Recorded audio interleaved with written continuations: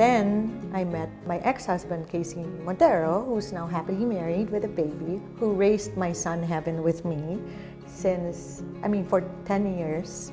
No matter what kind or type of mom you are, isa lang ang hangad nating lahat. To be the best mom for our kids.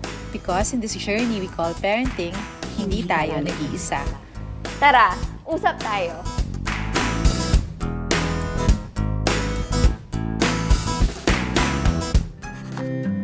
Hi, I'm Mommy Julie and welcome to Usapang Nanay. Tara, kwentuhan tayo.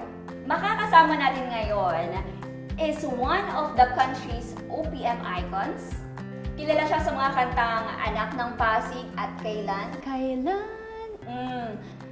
She is also an actress and, eto nakakaloka, she is an Air Force reservist. Walang iba kundi si Miss Geneva Cruz. Hi! Hello everybody! Glad to be here. Yes, it's our pleasure. It's my pleasure to be here. Yes, Miss Geneva. Yes. So, syempre naging member po kayo. Nag-start kayo as member ng Smoky Mountain. That's correct. Yes. That was in 1989 when we auditioned.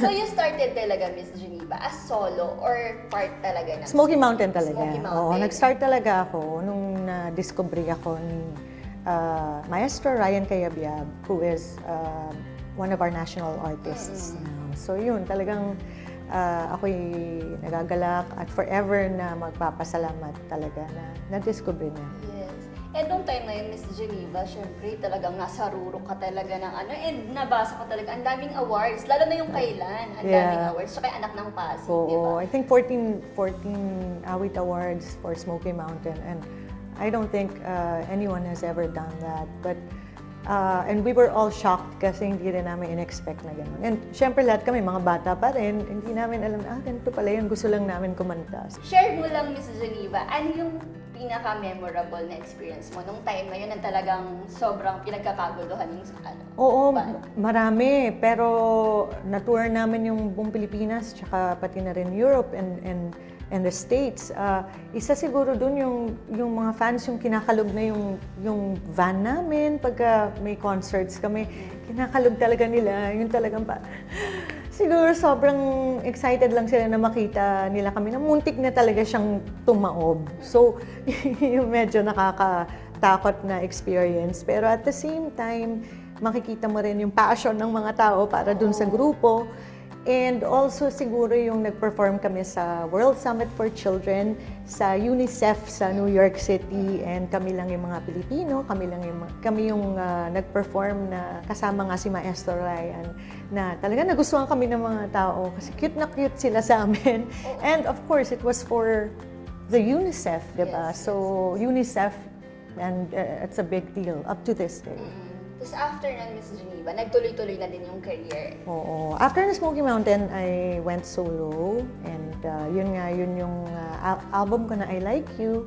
Yung kulay neon green yung cassette tape. You know naman, back in the 90s, very big nung 80s, big yung neon, di ba? Hanggang sa early 90s. 90s, I think, was an amazing era. Nung nag-solo album ako, it was 1992, I think, and I was 15 or 16. So, thank God, hindi naman yun yung nagkaroon ako ng first baby. Pero, so a few years after that, I met my first boyfriend and yung daddy ng aking anak na si Heaven. And I gave birth at the age of 20. And yun. Yung nung time na yun, Miss Geneva, eto na yung peak ng career mo. Oo, peak pa rin siya. Tapos nabuntis ako. So lahat na shock talaga. This was a big deal because I left for the US. I was told by the people who care about me, parang umalis ka na lang, pumunta ka ng States, and kunyari mag-aaral, or alam mo, back in the day kasi, nung 90s kasi, that was 1996, hindi pa kayo kinakasal. Kailangan, pag nabuntis ka, kailangan ikasal kayo. Naku, big deal yun. So, napakasal ako bigla. Kasi ganun di ba? Alam mo naman ang mentality ng mga Pilipino, lalo na yung mga parents natin, yung mga mas conservative kasi ang parents nila, yung upbringing sa kanila. So, kailangan ipakasal yan, kundi nakakahiya. So, when I did that, Hindi rin ako nanganak sa Amerika because I couldn't, it was like I was deceiving myself and other people na umuwi ako talaga at dito pa rin ako nanganak. Sobrang I faced everybody. Of course, people had a lot of things to say, a lot of negative things to say about me. Thankfully, hindi pa ganun kalaki, pero feeling ko kasi mas malaki ngayon yung risk ng mga artists na magkamali. Kumbaga, although yung pagbubuntis ko, hindi naman yun pagkakamali. I never viewed it as pagkakamali because if I had a choice, kung gagawin ko pa rin yung ginawa ko na yun, gagawin ko pa rin yun because kung hindi ko siguro ginawa yun, wala akong heaven ngayon. So, yun na lang ang naisip ko. Ngayon, parang, yun nga lang, may social media, marami, everyone has phone, diba? Pero, at the same time, mas open-minded ng mga tao ngayon. Hindi katulad noon na talagang ipapersecute ka kapag nabuntis ka out of wedlock. And karamihan ng mga tao ngayon, parang ayaw nilang mabuntis ka agad. They're dating, but they're so into their careers. Alam mo yung ganon. Yes. Nung time na yun, syempre, may career ka, na inaalagaan, then nag-baby ka. Yeah. Was it hard? Oh, it was hard. It was hard because people were hating on me. Na parang, nagsinungaling kayo, ganyan. When, I was a kid still, diba? Well, hindi na kid yung 19, 20, but I viewed myself as someone na bata pa rin, diba? First boyfriend ko, first everything, and then pinakasal kayo dahil yun tama, diba? It was hard because I have lived inside a fishbowl also my life. And napakahirap nun. Because ako, simpleng tao lang ako. I'm fun-loving, I'm, kengkoy, ganon. Pero na-judge pa rin, di ba? Yes. Heaven yung name ng first baby. Bakit heaven? My ex-husband was a member of Intro Voice, which was a band na malaki during the 90s. He had a song, he had a hit song called Line to Heaven. If I ever had a line to heaven, I swear I'd call you there. He wrote that song for his mother who passed away. And yun, na parang naisip niya, I think gusto ko Heaven ang pangalan ng ano. Siyempre, hindi lang Heaven ang name. Ang name ng ex ko is Enrico Luis Victor Arespacochaga, napakahaba. Diba? Yung last name pangalan niya, Arespacochaga, ang haba. Dinagdagan niya pa ng Heaven, Enrico Luis Victor Arespacochaga. May Cruz pa yun, diba? So, yung anak ko, sinusulat niya na lang, The Undertaker sa eskwelahan. Kasi ang haba. So, But now you have your second child, Yes. London. 18 years later, may baby girl ako and name niya is London, and people are probably thinking why her name is London. Yes, she was made in London. She was conceived in London. I met my ex-fiance like less than a year later. Yun nga, nagkaroon kami ng Heaven. He followed me when I had a tour in the UK. And London actually is one of my favorite cities in the world. And I just felt na parang ang ganda ng pangalang London. Diba? So, yun. So, if it's okay to ask, Miss Jen, si Heaven, ang father niya, Si Paco Arespacochaga. Paco. We were married, but we had our marriage annulled. So, technically, we were never married. And then, I met my husband, my ex-husband, Casey Montero, who's now happily married with a baby, who raised my son Heaven with me for 10 years. And that was the longest relationship I had. Yeah, it was a great relationship. And I look at it as, I will forever be grateful for him and for the moments that we have shared together. I've learned so much. And parang feeling ko yun talaga yung first love talaga. and then father of London. I met him 2013 when I met him. Naghiwalay kami ni Casey 2010.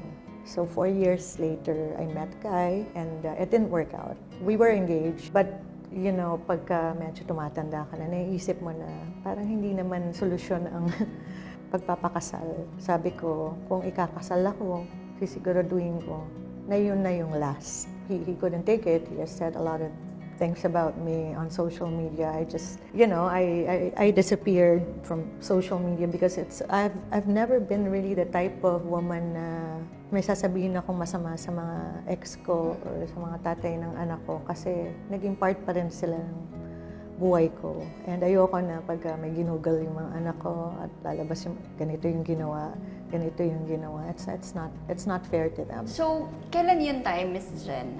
Yung sa Father ni Heaven, ano yung circumstance na sinabi mo sa sarili mo na it's enough? Oh, it was First hard. time, It was hard. pa kayo. He's 5 years older than me, so kumbaga parang I was naive. It was a difficult relationship. It really changed me from a very naive, shy, and alam mo yung gano'n, ang dami kong pagbabago. Doon siguro yung nag-umpisa yung sinasabi nila na parang naging strong ako. Kasi natuto ka na eh. Natuto ka, parang naisip mo to look within, na parang, wait, nakaluhod ka na at sasabihin mo kay God, tama na God, please help me. Alam mo yung gano'n, yung talagang dumaan doon na, please, tanggalin mo yung feelings ko, nahihirapan na ako, hindi na tama. And then it happened naman. But it took a long time off. Because we were together for, 5, 6 years also. Pero alam mo yung parang pinilit na relationship, na parang young love, alam mo yung at the end of the day kasi talaga, hindi tayo pwede maging impulsive, and it's really in my nature to be impulsive, and alam mo yung madaliin mo yung mga bagay kasi parang ang saya, ang sarap ng feeling, pero hindi mo naiisip yung in the long run na hindi nyo pakilala yung isa't isa, 'di ba? Na ikaw rin dapat ang mag-decide para sa sarili mo, sa buhay mo. So, hindi siya abruptly na maghiwalay tayo. Talagang... Oh, hindi. No, Kumbaga, it wasn't. Of course, I wanted it to work out. It was my first. Oo. Pero pagka yung talagang mas marami na yung misery and yung heartaches and nag-iiba ka na as a person, medyo dun iisipin mo na, teka muna, parang pag nakalahod ka na, alam mo yung parang tama na siguro. Diba? Parang naging toxic ba yung relationship? I think so, in a way. Parang na ganun. Parang hindi ka na... Parang sabi nila, pag hindi na kayo nag-grow kayo apart. Oo. You have to grow Separately together. Ganito yun eh. You have to grow as individuals kahit you're in a relationship. Diba? Dapat ganun eh. Ganun din yung partner mo. Para meron kayong, you know, you have something to bring to the table, di ba? Pero yun, it was different because we were growing apart. Iba yung mga gusto, tapos yung values hindi pareho, di ba? So, yun, it was a great lesson. The relationship after that was magical, it was amazing, and I consider it as my first love talaga. That's why I couldn't marry him because nung nakita ko na merong hindi kami pareho, and may mga parang, oh no. Hindi ka na nag-take na. Yeah, and he was younger too, and hindi, ako kasi, wala naman kasi sa age eh. Sa akin wala sa age eh. Nasa maturity ng tao. So, pwede kang may ma-meet na mas matanda sa'yo, pero mas immature sa'yo. Meron ka rin ma-meet na 10 years younger or younger than that, pero mas mature sa'yo. So, it's really yung energy and yung chemistry nyo ng tao eh. Yung ex ko na yun, parang hindi kami talaga pareho. And we were not together for a long time. He proposed when we were only 2 months dating. Alam mo yun, it was really parang madalian din. And siya rin naman, di ba? Kahit hindi naging maayos ang relationship namin, hindi kami nagkatuluyan, syempre, isipin mo rin na he deserves to be with someone na talagang 100% na swak sa kanya. Yes. 'Di ba? Kasi kung may mga ugali man siya na hindi ko gusto, yung ibang babae magugustuhan yun eh. 'Di ba? So, yun lang, yun naisip ko. Grabe, parang that's love, 'di ba? You want that person to be happy with somebody and else. at first, syempre, hindi niya magugustuhan yun. 'Di ba? Ma-feel niya yung betrayal and all that. Pero, nung after a few years, but now he's happily married, I think, you know, but I just didn't like the way that he handled things, yung kung ano-ano yung mga sinabi on social media, na parang no guy should ever be like that, diba? Na parang you don't talk ill about a woman ever. That's number one. And number two, lalo na yung nanay ng anak mo. So ako kasi I can confidently say that because I am like that. Sino yung mga nakatulong sa'yo nung time na yon? Sino yung mga support system Oh, my mo? best And how friends. did you handle it? My family, of course, I'm very close to my family. Yung mga kapatid ko, mama ko, papa ko. My cousins, sila Donna, Sunshine, tapos yung mga best friends ko, Rachel, Alejandro. So yung aking mga girls, yung my ladies, they were there for me. I had a group chat. Yun, sila yung nagsasabi, nasan ka na? Anong ginawa mo? Anong nangyayari? What's happening? Kasi I fled to America from Australia. Alam mo yung gano'n, yung talagang So ano yung mga ginawa mo, Miss Ja? Ano yung mga ginawa mo talaga na parang nakatulong talaga sa'yo to move on, to move forward na parang... Wala, yung love of my family and my true friends. And of course, the baby that, Yes. you know, my son Heaven, who was also graduating high school nung time na yun. He was 18, he was also turning 18. So I told myself I had to be there for my son's 18th birthday and also yung panganganak ko. And gagraduate din siya nung high school nun. So, nung hindi nag-work yung relationship, I decided to give birth there. That's why I was in the US for 6 years. Yun yung nangyari. I decided, I was gonna just give birth and then come back, but my son needed me. My son needed his mother, and so I stayed for 5 more years. Paano yung time na sinabi mo sa mga anak mo na hindi na nag-work yung relationship with their father? With Heaven? Heaven was only 3.5 years old eh. So, with my ex pa ako nung time na yun, it wasn't hard for him. Yung relationship ko after, yun talaga yung nagpalaki sa kanya na daddy, si Casey. Pero nung naghiwalay kami ni Casey, that was difficult for him because he was 10 or he was 11, I think, nung time na yun. And that was hard kasi yun yung family. 10 years is a long time. Paano mo siya tinulungan, Miss Jen, na parang... Mahirap. He started living with his biological dad, si Paco, who na bumawi naman nung bandang huli. Yung ex-wife ni Paco, yung the one after me, si Tiny, she was, you know, part of my son's life. Nakatira na siya sa States. Kasama ni Paco. Tsaka nung si Tiny became one of my best friends. She's now one of my best friends. We're all friends. I feel kasi na parang for the sake of the children, not only for the sake of the kids, we also like each other. It's good. It's a good feeling na yung mga babae, instead of like, yun, mag-away, you establish a good friendship. And kaya nyo naman yung the guy who was a big part of your lives somehow. So tatlo kami na magkakasama na niloloko-loko namin. Yung gano'n, that's very fun. I like that kind of energy, yung parang nagiging matitigan. Yes. Tsaka kakaiba yun na, di ba? Yung iba kasi talagang dead, manay. Dapat hindi na. Dapat bigyan mo ng chance to get to know the person, to get to know the new partner of your ex-partner. Kasi baka naman may magic, di ba? I mean, there's a reason why nagustuhan nila yung ex mo, di ba? Kahit nasabihin mo na, hindi ko na talaga, ba't naging ex, ba't naging kami, alam mo yung gano'n. Meron pa rin mutual, parang something na nagustuhan. Baka pareho rin. Pareho kayo. I would talk to anybody. Sa akin, pare-pareho lang tayong lahat. So yun. Yung mga bagay na ginagawa ng isang nanay para sa anak na hindi ko nagawa for a long time para sa anak nagawa ko sa Amerika. And sabi pa sa akin, may mga Pilipina rin na sabi, ayun, si Geneva Cruz, may kasama ano.